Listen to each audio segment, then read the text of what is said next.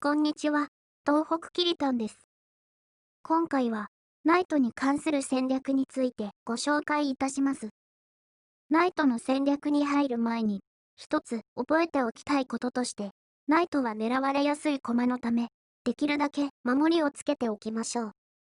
ナイトが守られてない状態にあると、相手のクイーンからダブルアタックを受けて駒損する、というようなことが起きやすいです。それでは、ナイトの戦略に入っていきます。ナイトに関する戦略として、アウトポストにナイトを運び活用する。マヌーバー。ナイト VS ビショップのエンドゲーム。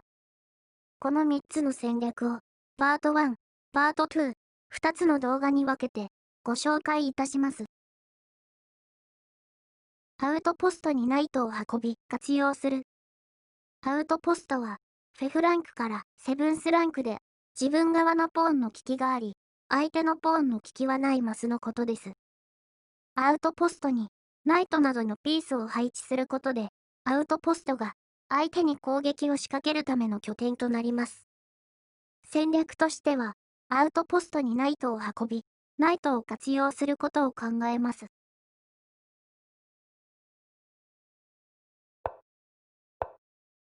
初手 D4 オープニングの特徴の一つは、D4 ポーンが支配している E5 のマスに、ナイトを運び活用することです。E5 のマスは、アウトポストになっており、センター付近にあるナイトは、多くのマスに影響を及ぼすため、良い働きをします。黒は、F6 とすることで、ナイト E5 を追い払うことができる場合もありますが、F6 に黒のナイトがあると、ナイト E5 をすぐに追い払うことができず、黒にとって、ナイト E5 が厄介な存在になります。ちなみに、この局面のように、白は2手目にナイト E5 とするわけではありません。白が9手目にナイト E5 とした局面です。黒がナイト C6 でナイト E5 を取ると、F テイクス E5 でフォークがかかります。ビショップ D6 でナイト E5 を取ると、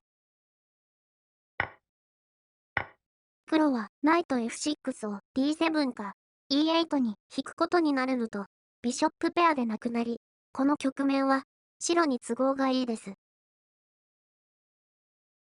よって黒はクイーン C7 としたり、ビショップ B7 としますが、ナイト E5 が黒にとっては厄介です。黒がナイト F6 を E4 に運ぶこともありますが、この局面では、ナイト D2 とビショップ D3 が E4 を支配しているため、黒はナイト E4 とできません。他の参考例を見ていきましょう。E4、E5 のオープンゲームズでは、D4 や D5 のマスにナイトが来る場合もありますが、それよりも F4 や F5 のアウトポストにナイトが来て困ることがあります。F5 のアウトポストにあるナイトは、黒のキングサイドに攻撃を加えられる好位置にあります。ナイト F5 でビショップ E7 を取ることができますが、グッドナイトとワットビショップの交換は黒に都合が良くなってしまいます。G6 としてナイト F5 を追い払おうとすると、ナイトテイクス H6 チェックでポーンを取られます。ビショップテイクス F5 の交換は、黒はビショップペアでなくなり、グッドビショップを失います。このようなことから、F5 にナイトがあると困ることがあります。参考例が少ないですが、アウトポストにナイトを運び、活用することを考えましょう。マヌーバーは、同じ駒を何度か動かして、駒の働きを高める位置に運ぶことです。マヌーバリングとも言われます。オープニングの定石で、典型的なマヌーバーがありますので、まずはそちらを見ていきましょう。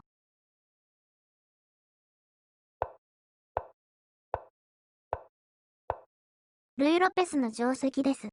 ルイ・ロペスははじめ、どのように戦えばよいかわからないうちは、難しく感じると思いますが、戦い方が分かってくると、面白さが増してくる定石です。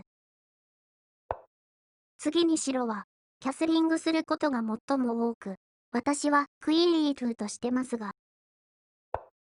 D3 とするのも良いです。E4 ポーンを守り、ビショップ C1 の利きも開かれます。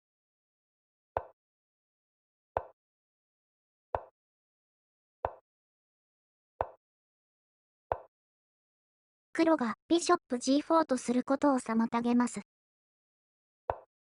定石を知らなければ、このような手は指しづらいと思いますが、白がポーンでセンターを支配していて、ナイト C6 の働きが悪いため、G6 にナイトを運ぼうとします。このように、同じ駒を何度か動かし、駒の働きを高める位置に運ぶことがマヌーバーです。C6 にナイトがいなくなれば、C7 のポーンを進めることも可能になります。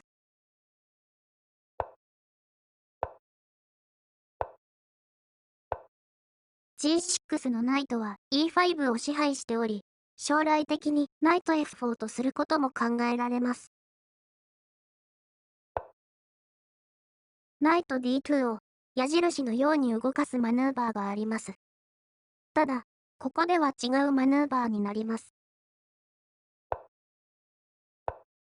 消極的な位置に後退したように思えますが、黒がナイト F4 としてきたとき、G2 と H3 のポーンを守ることができます。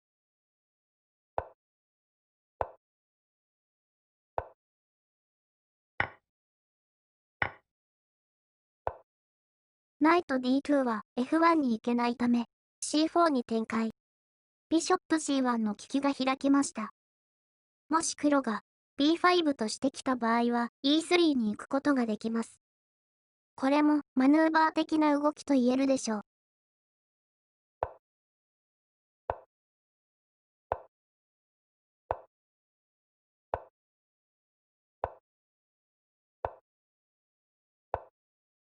ビショップテイクス D6 に対してはルークテイクス D6。定石ではルーク D8 とするようです。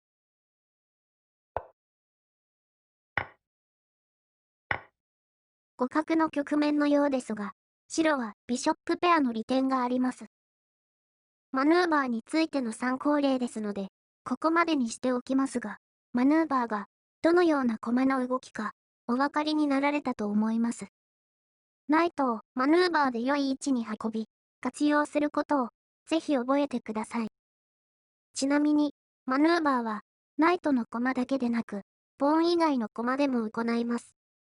自分のゲームから参考例をご紹介いたします。白がキング F2 とした23手目の局面です。黒はピースを活用しづらい状況のため、黒キングを E7 に運び、キングで F7 ポーンを守ることで、ルーク F8 を他で使えるようにしようと考えました。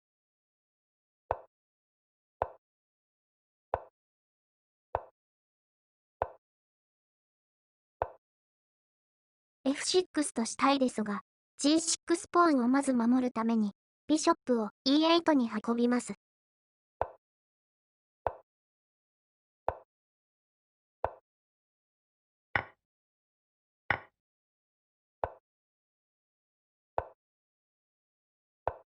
これで F6 とできるようになりました。このような駒の動かし方は、マヌーバーと言えると思います。